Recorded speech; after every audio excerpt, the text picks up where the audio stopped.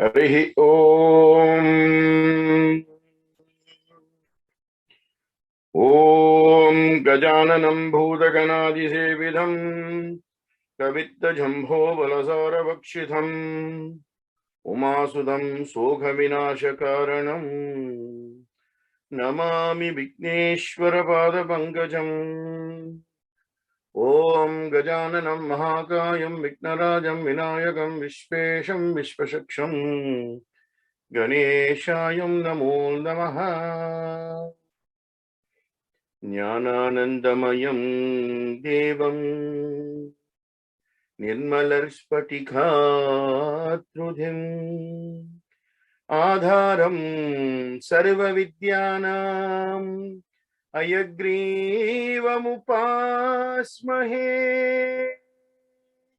Yasyat Varada Vakrathyaya Parishatya Parashatham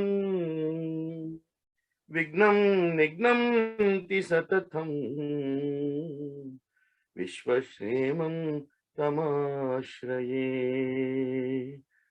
Gurur Brahma, Gurur Vishnu, Gurur Devo Maheshwaraha, Gurur Sakshat Parabrahma, Tasmai Shri Gurave Namaha. Gurave Sarvalokana Bisaje Bhavaroginaha Nidaye Sarva Vidyanam Sri Dakshinamurthaye Namaha.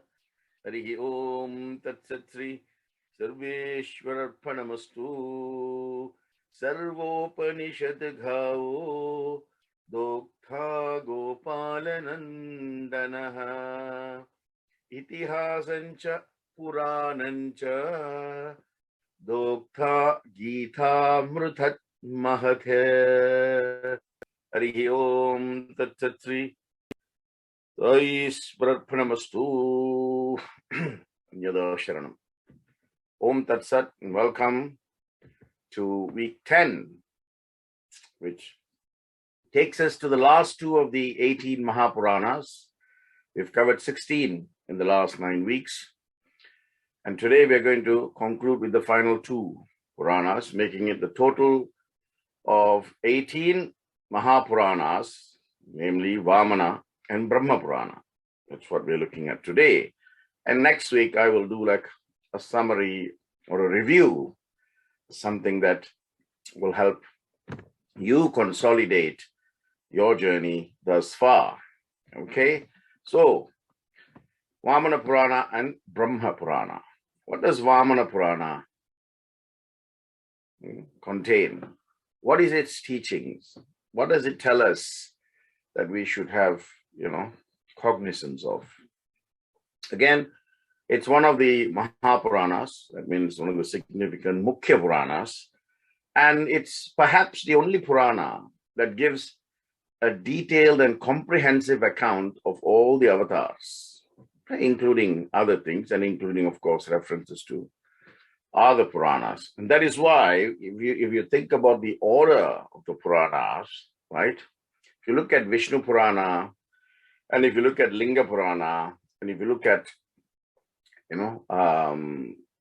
all the other Puranas, they refer to the Vamana Purana as ranking as an Adi Purana.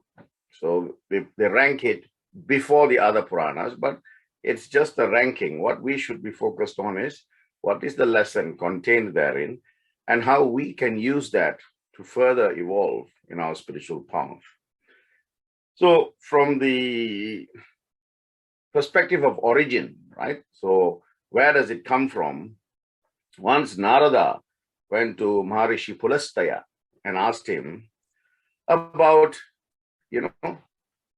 this avatar called Vamana avatar.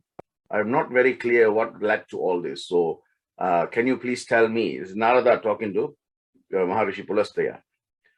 And then Pulastaya said, okay, sit down, right? See, this is the parampara. When someone asks for information or knowledge and someone else is giving, by virtue of that dharmic transfer of knowledge, the giver becomes the guru and the receiver becomes a Shishya. So Pulasteya said, sit down, right, and listen, right? Of course, Narada's position, he's a Brahma Rishi, so is although higher, but from a knowledge perspective, the giver becomes the guru, right? Just like in Skanda Purana, there is a reference to Lord Subramanya, Lord Muruga, giving the knowledge of the secret of the Omkara to Lord Shiva. So Lord Shiva became the Shishya and Lord Subramanya became the Guru. That is why his name is called Skanda Guru, right? In Skanda Purana, he is called Skanda Guru. Okay, anyway. So Narada listened to it. And then he went to the forest of Naimisharanya, where he saw Maharishi Sutta, and he gave that knowledge to Sutta and said, now you go and spread this knowledge in the Naimisharanya forest. The Naimisharanya forest has cropped up in almost every Purana. So it's like the central forest where all the rishis meet and, do things in terms of pujas and in terms of yajnas and all of that, right? If you look at from a Vedic perspective, right, there's a clear verse in Rig Veda that says, Namastasyai Sureshvaha Sada Vamana Rupena, where it says, the salutations to one who has taken the form of Vamana, right? So there is reference in the Rig Veda about Vishnu taking the form of Vamana, which is how many in terms of 1 to 9? What is the order of Vamana avatar? First was Matsya, then Kurma, then Varaha, then Narasimha, then Vamana, fifth. So the fifth avatar. Now, traditionally, if you look at the manuscript itself, there is about 10 to 11,000 verses in the Vamana Purana. At present, because of dissipation and loss of information and subsequent translation or transliteration into other languages, made simplified than the original manuscript, you probably have, between 5,500 and 6,000 verses. So where the rest have gone, only he knows, right? But that is the nature when you translate something, right?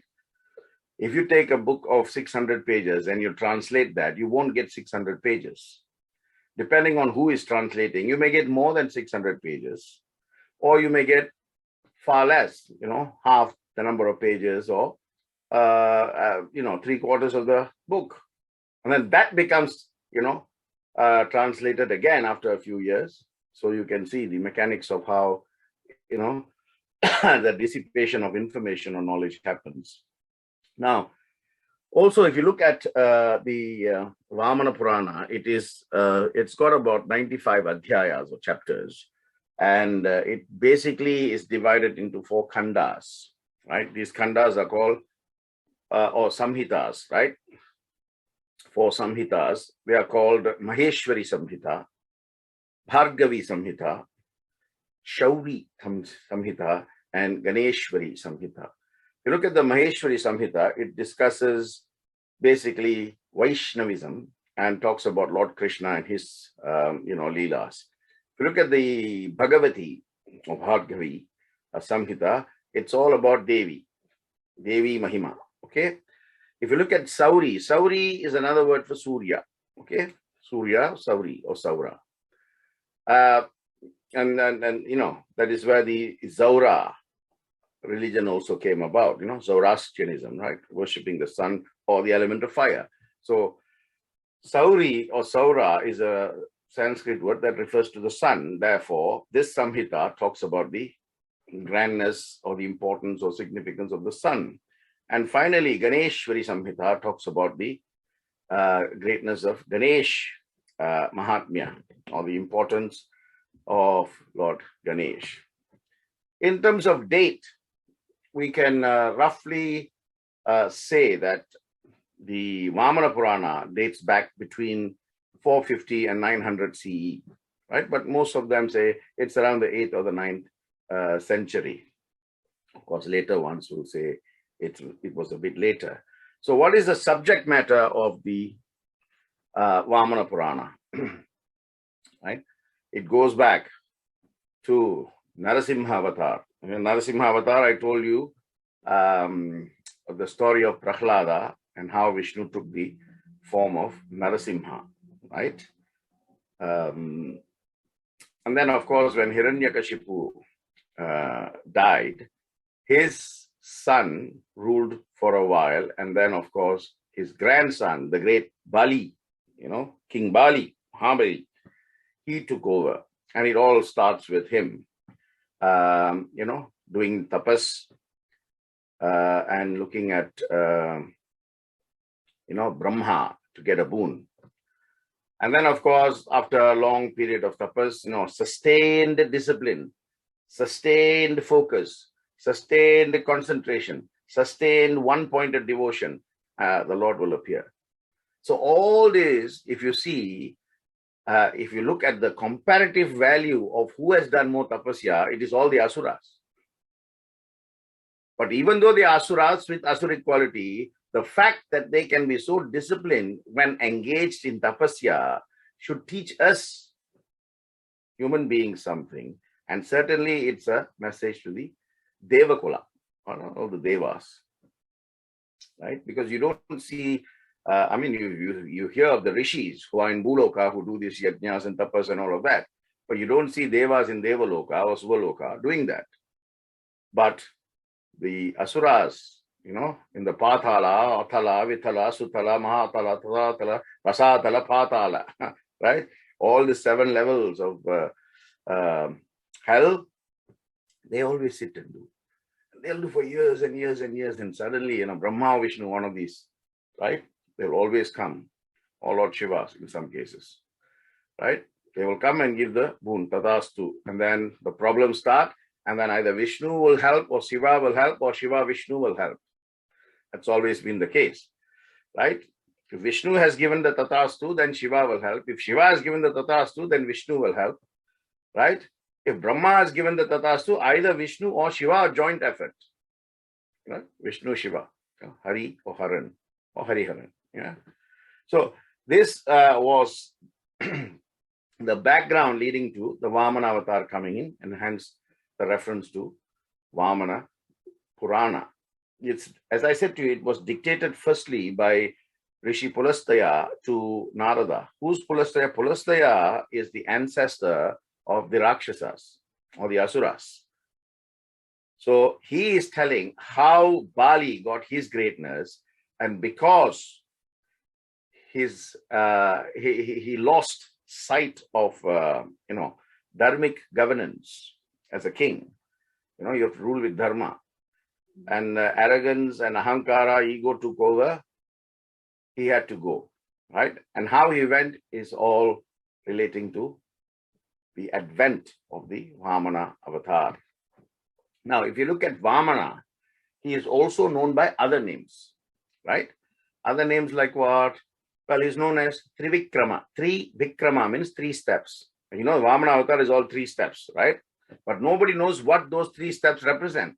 From a Puranic perspective, they say, one was on Bhuloka, one was on Bhuloka, one was on Suvaloka, right? But actually the 3rd step, having ruled from, base to baseless, space, Vishnu, the Vamana asked Bali, where do I put my 3rd step, right? I'll come back and tell you the story. But the Trivikrama means one who has taken 3 steps. And Trivikrama also comes as one of the names in the Shodasa Namavali, Om Trivikrama Namaha, or in the list of the Ashtotra, 108 names. Another name he has is Urukkarma, right? One of large steps, Urukrama. Then he has Upendra. Upendra, Upa Indra. Upa means younger, Indra means Indra. So he is like the younger brother of Indra. In fact, they were both born to the same mother, right? Aditi Devi.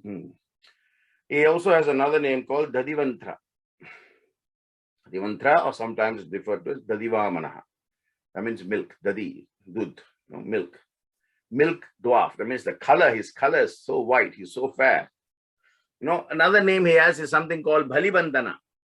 right? Bali Bandana, one who bound the Asura Bali. Bali Bandana, one who bound the Asura Bali, right? And he, as a young Brahmin dwarf, right? Fifth avatar of Vishnu in the lineage of Dashavatar. Which yuga? Treta Yuga. Treta Yuga, right? Now, some of these avatars have come in different yugas. I've explained that as well to you. So, Narasimha and this one, Vamana, both in Treta Yuga. Of course, Narasimha was the fourth avatar. Vamana is the fifth avatar, right?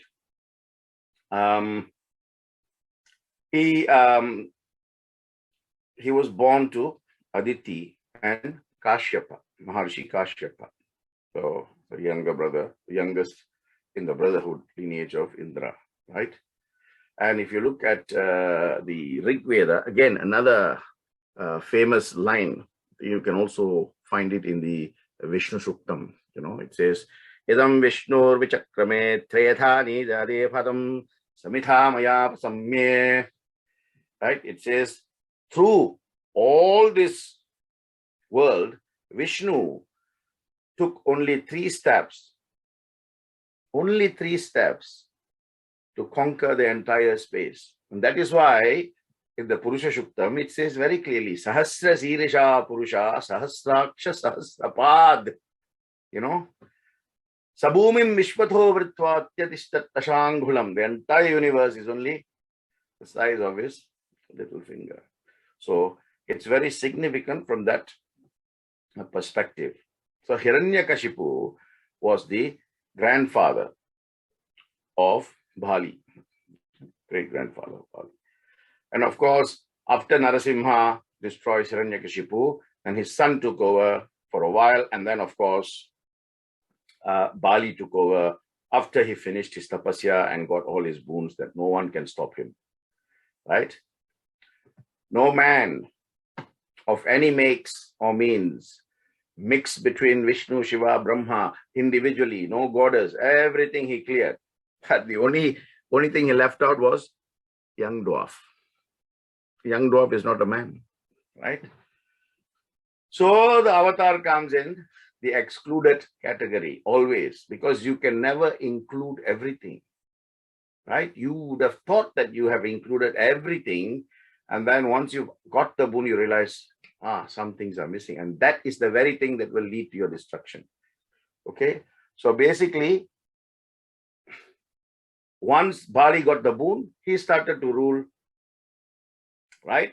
And he started to rule the way he wanted. So he said, no, this is not enough. I'm going for Indraloka. So he went to Indraloka and chased all of them out, and was living the life of the Devas there, even though he was, in the lineage of the Rakshasas. Hiranyakashipu was a great Rakshasa king. So like that, he was ruling. And then all these Devas, led by Indra, went to Brahma. Brahma said, don't come to me, let's go to Vaikunda, where Yogin Narayana is resting in the form of Ananta Shayana on Adishesha. Let's go and see him there. So they went, and they saw him, and he said, I understand your plight, O Devas. I will, all of you go to Aditi's ashrama, Kashapya's ashrama, and wait there, and I will descend myself into the womb of Aditi and be born as Indra's youngest brother. Then I will go and see what I can do as far as Bali is concerned. And it's like history that led to the Vamana being born, right? So he was born in the ashrama, and then he grew up there. And then, of course, all this time Bali was ruling with an iron fist. And one day he was having a big, huge yagna, and he called everybody. So this little Brahmin boy also went. If you've seen the picture of Vamana, he's got a little, umbrella, and he's got a little staff, right? So when you look at him, he looks like, a young boy, but got a mature disposition, if you like. So he went there, and Bali was looking, and he saw this young boy, and he said, come here. because that attractor factor is there, that Tej is there. And Bali saw this and he said, who are you, young person? And the young Vamana said, I am verily referred to as sacrifice. I am Tyagaraja. I am sacrifice itself. You should. And he spoke in wonderful language, very, very fine speech. Basically, what he said was, I am sacrifice itself. I'm referred to as, Tyagaraja, the king of sacrifice. Hence, if you want your yajna to be completely fruitful, then you must give me a boon. And when you grant me that boon, your yajna would have achieved all its intended fruits as per your sankalpa. So, Bali, the great king with all these powers, knowing even the gods cannot harm him, said, what is this little boy going to do to me? And he was going to grant him the boon, at which point the guru for the Rakshasas or the Asuras, Shukracharya Rishi, right? Shukracharya is Pulastaya's, right? And what do you call?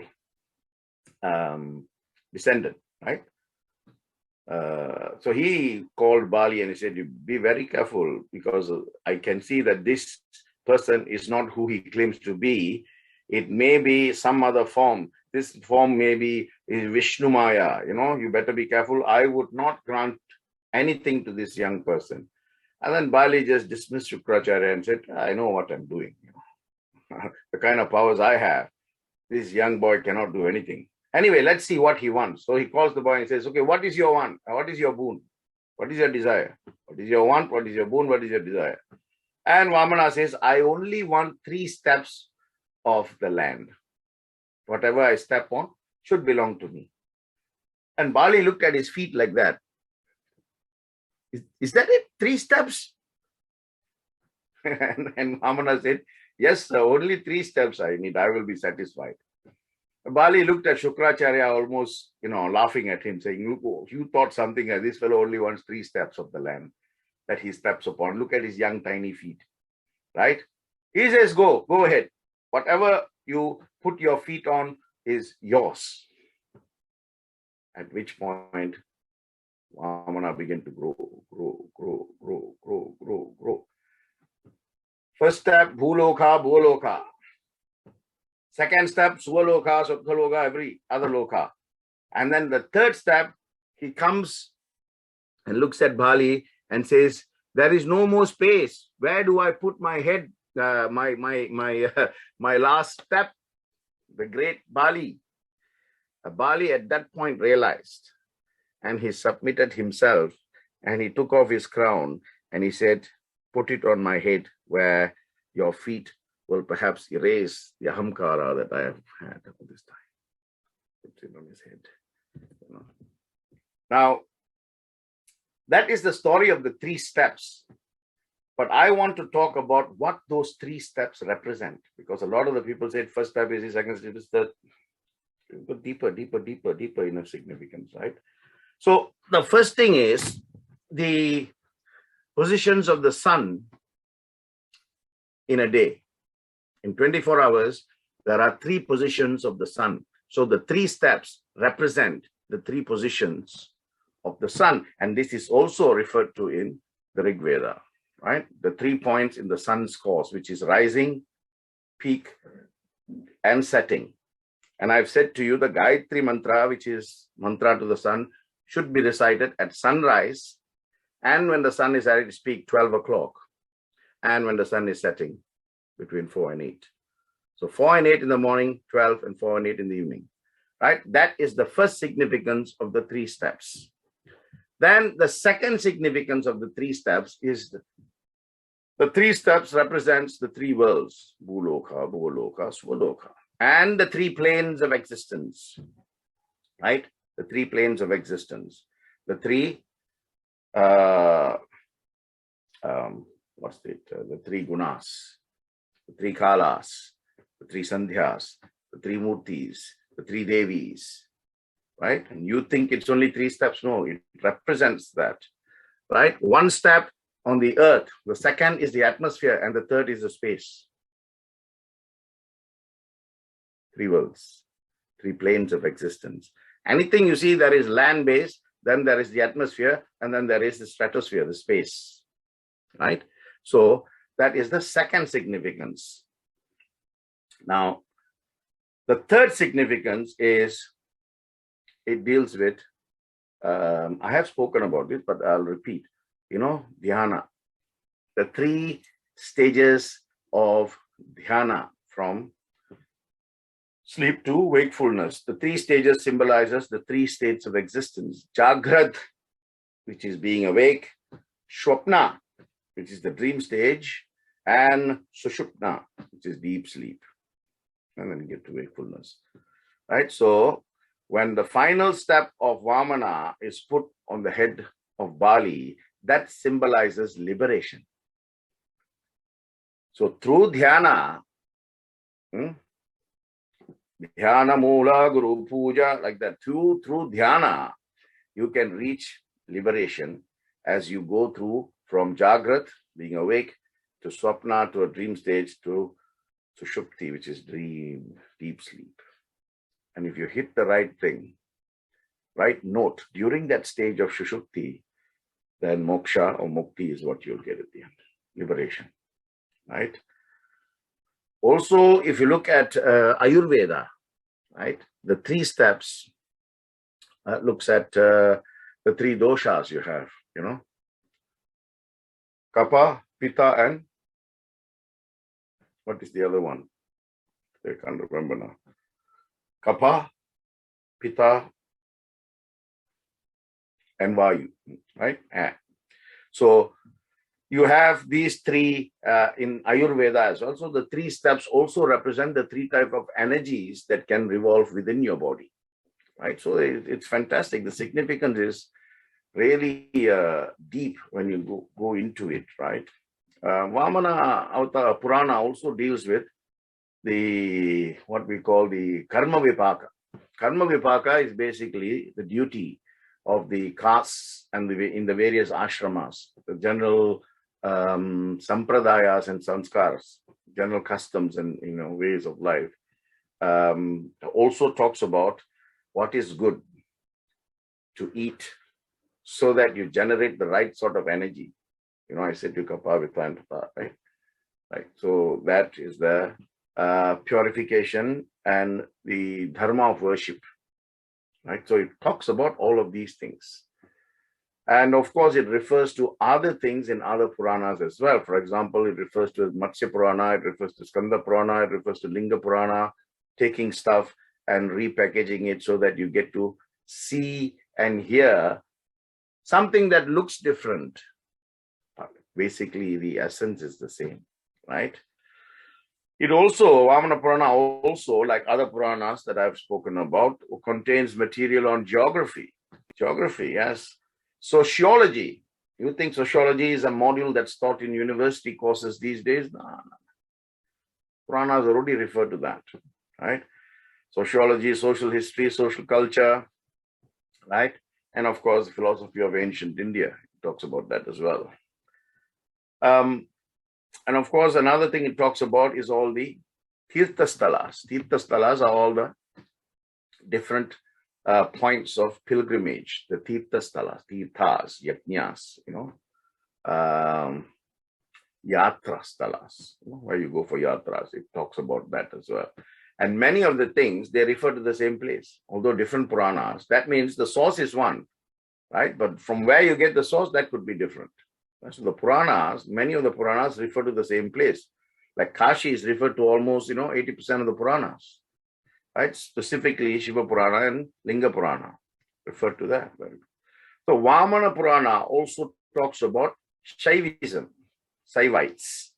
And it basically says that Saivism can be looked at from 4 perspectives, right?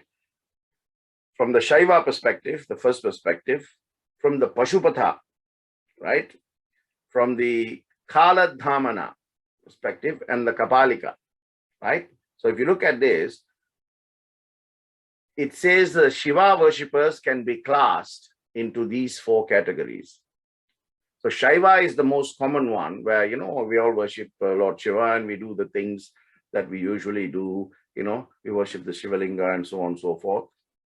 Then you have these are all sects, if you like, the sectarian perspective of Shaivism, if you like. And of course, Lord Shiva is one, maybe he has different personas. How you perceive God is how God will appear to you, because that's your perception, right? If you perceive him as fire, you might experience fire to realize that divinity.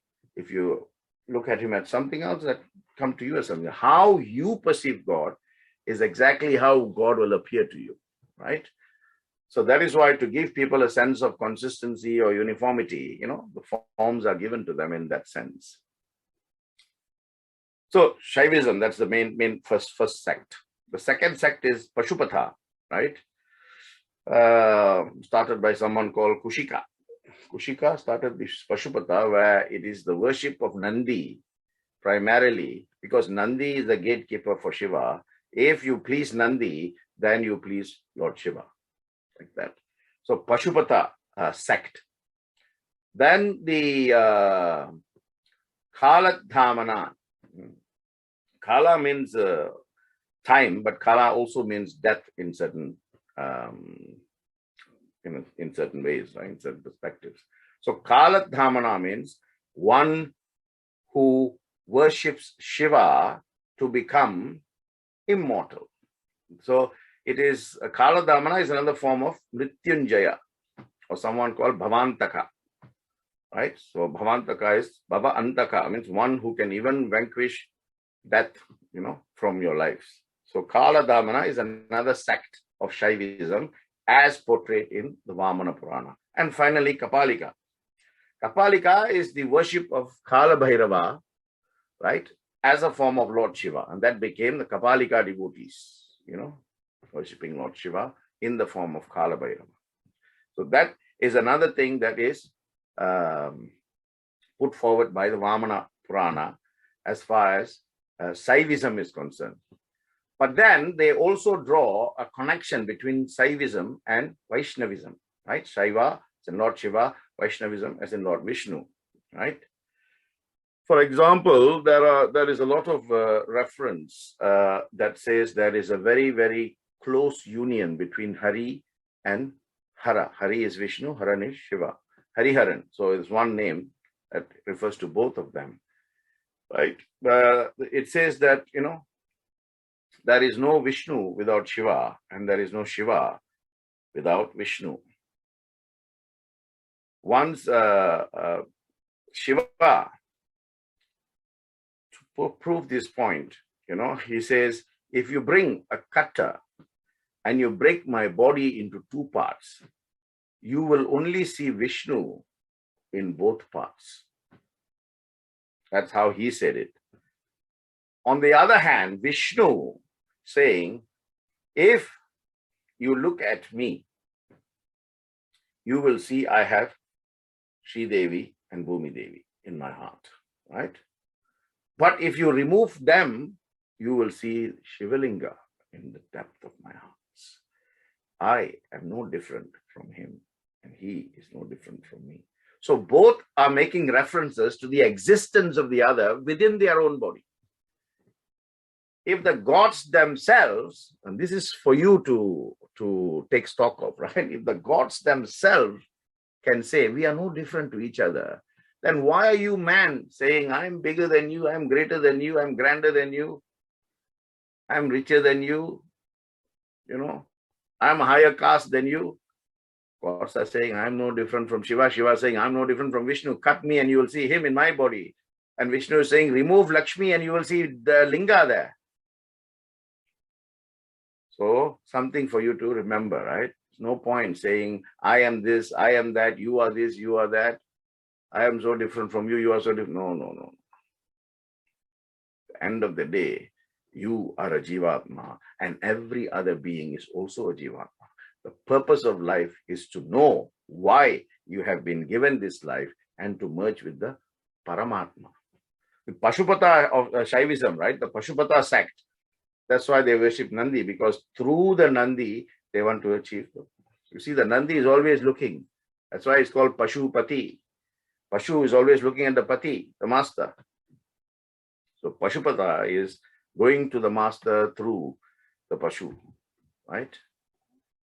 Another important thing about this Purana, it has many stories that relates to demons, right? That is because the initial story of Vamana was related to Narada by Pulastaya, who is the ancestor of the demons. So there are many stories that have been given in Vamana by Pulastaya, by Maharishi Sutta, right? To show people that, the Asuras are basically very dharmic when it comes to tapasya. But then once they get the power, they lose control of it. Same thing if you go to Ravana, right? 10 heads represent 6 Shastras and 4 Vedas. The man has nothing he didn't know, right? Ravana.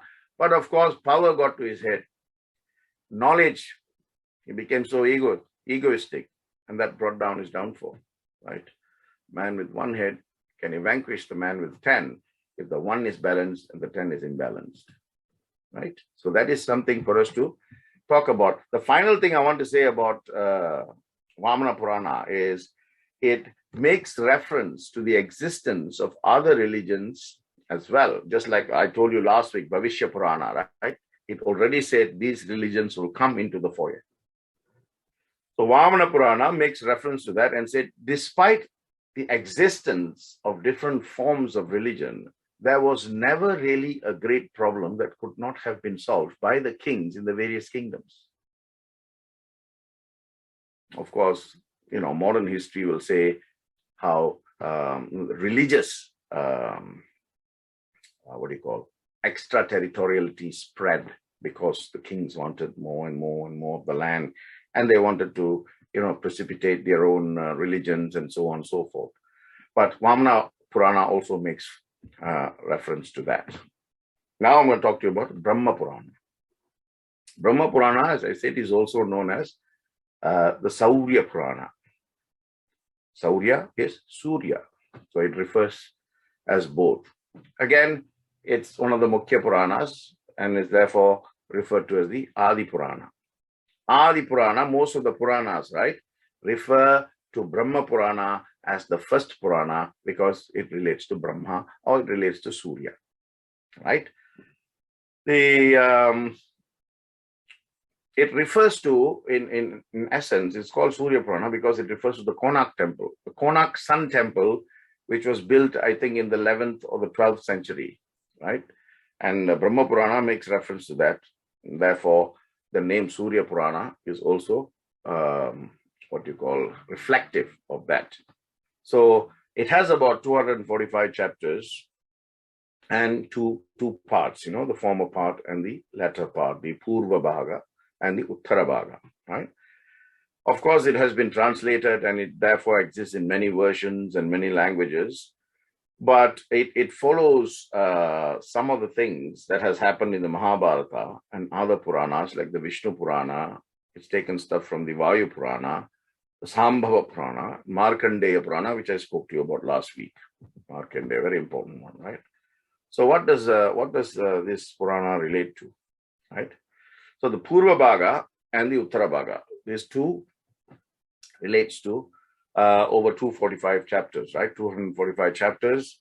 And of course, it relates to several aspects. For example, geography, it relates to descriptions of temples, how the temples, architecture, gives you specific messages, the temple artwork,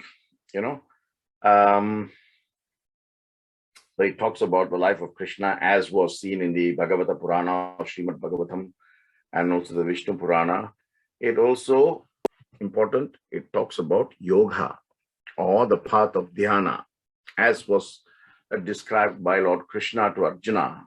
The first day of the battle, one chapter is dedicated to dhyana yoga. Right? And dhyana yoga is specified as one path that can lead you. Dhyana yoga. Sometimes dhyana yoga is referred to as Raja yoga. So if you read, don't get confused. It means the same thing. Jnana yoga, path of knowledge. Karma yoga, right? and what's the other one? Karma Yoga and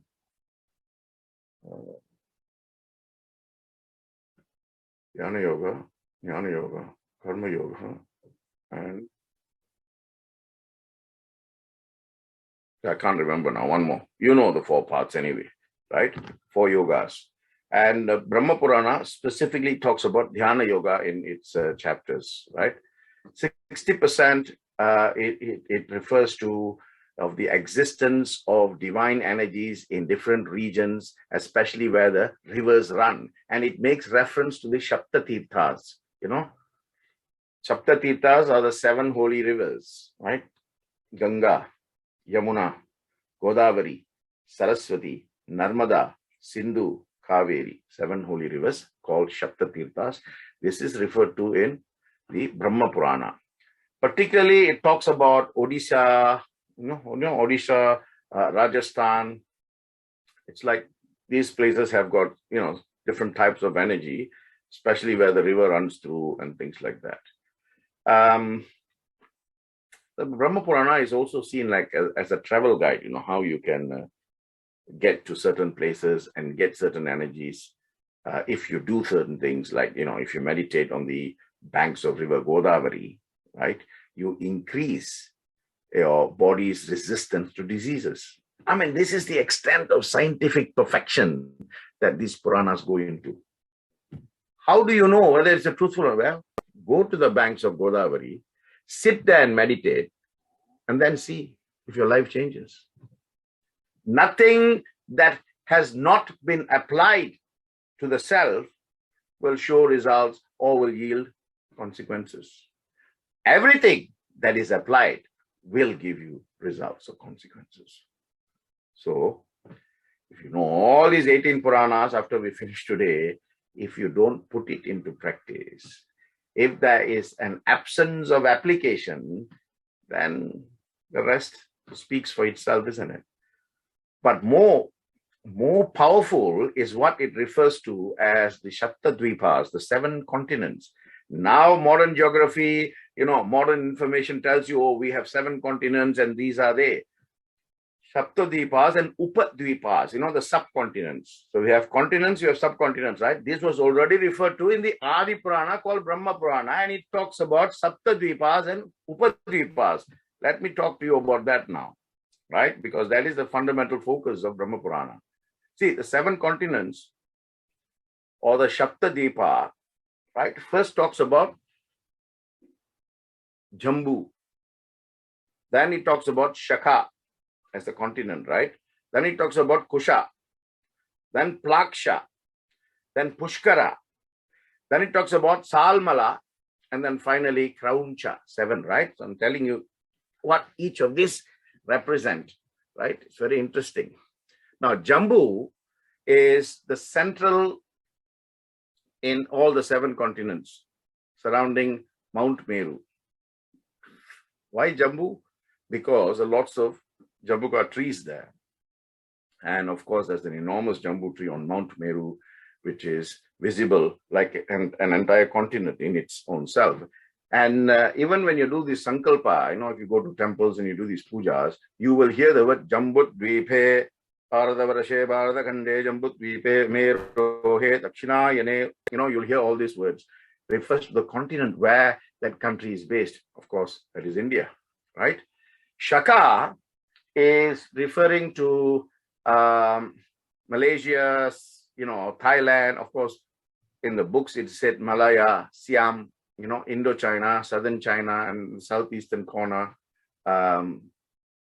moving away from Jambudvipe. That is Shaka. And what I want you to notice is how accurate they are referring to all these places when the modern connotations of geography was not existing at that time. I'm talking about the time of the Brahma Purana. So Jambu first continent, second continent Shaka, the third continent is Kusha, and the reference here is to Iran, Iraq, and the southwestern corner of Mount Meru. So using Meru as the central continent, and then they're telling what is on the left, east, or what is in the west. So that is the third, Kusha. The fourth continent is Plaksha. Plaksha is referred to as the basin of the Mediterranean, right? And of course, with Greece, all those adjoining islands, lands, that is Plaksha. Pushkara goes even further east, right? Looks at Japan, Manchuria, Siberia. Then the sixth continent is referred to as Salmala.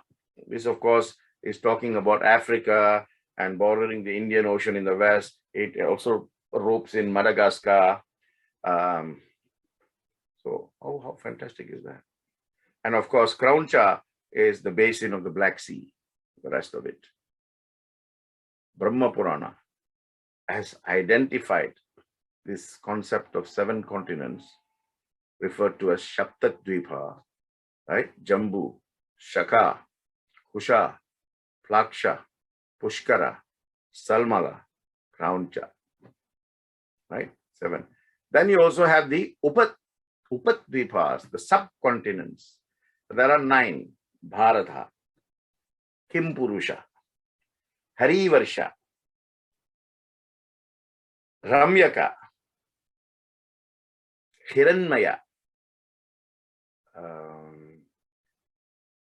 Uttarakuru, Ilavrata, Bhadrashva, and Ketumala.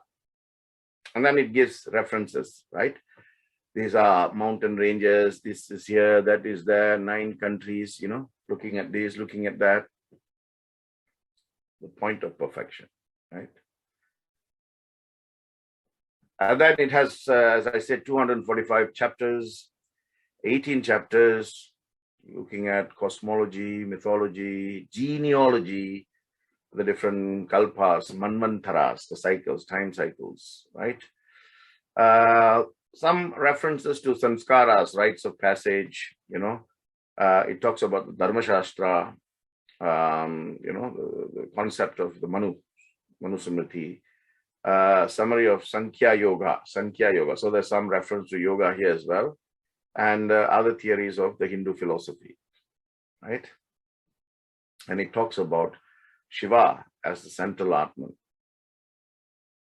Shiva as a central Atman, as the self. When you go above yourself, you merge with Shiva. When you're stuck with yourself, you don't go out of this human, parameters. You delimit yourself. When you go out of yourself, you're limitless. You and the Atman are one. That is the central focus of the, Brahma Purana, right? The Padma Purana refers to, the Padma Purana is known for classifying other Puranas. And I've always referred to, when I do one Purana, I said, this Purana is referred to as Tamasic or Rajasic or Sattvic, right? So Padma Purana categorizes Brahma Purana as Rajas, right? But as I've said to you, right, this is an entirely fanciful classification by modern writers. If you look at the ordinary interpretation of these Puranas, they don't make these concrete representations by saying this is Rajasic because it is at X, Y, Z. No. And I've explained this to you in the last session, that the Tamasic, Rajasic, and Sattvic is actually you, and how by reading these Puranas, you can eradicate Tamasic qualities or Rajasic qualities, or you can inculcate Sattvic qualities. So it is not the Purana, but you who can use the Purana to either eradicate this guna from yourself or beget that guna, right? Again, Godavari river is given a lot of importance here. Godavari is one of the 7 Shaptatirthas. Again, 10,000 odd verses was the original content of Brahma Purana, but recently recent references show there's only to about 7,000 to 8,000 that are existing at the moment. There's some new supplements, but they were not part of the originals, So that is basically Brahma Purana, if you like, in a nutshell. And that brings our exploration, right? Not so much exploitation, but exploration of the 18 Mahapuranas over the last 10 weeks to, I wouldn't say at an end, to the beginning of another journey, right? I don't know about you personally, but for me, it has been, as usual, exhilarating. As you know, my chosen path is the path of knowledge. And in giving you knowledge, I seem to be getting a lot more from sources. I don't know where from, but I just give thanks. So it's been extremely exhilarating for me, refreshing, and of course, overwhelming because I have read and researched, but there are things that I have discovered that, I would not have known had I not embarked on this journey, right? So next week, I will go through the whole, all the 18 Puranas again, briefly, just to give you a bit of a a bit of a remembrance, walking down memory lane. And then you can, obviously, you've got from now until next week, to coin your questions or to put your questions to me. So if I am able to, understand your question in the right context, then I may be able to give, a fitting response. So, Anyada Sharanam Nasti Tvameva Sharanam Mamaha Tasmat Karunya Bhavena Raksha Raksha Maheshwara Hari Om Tat Sat. Sai Ram.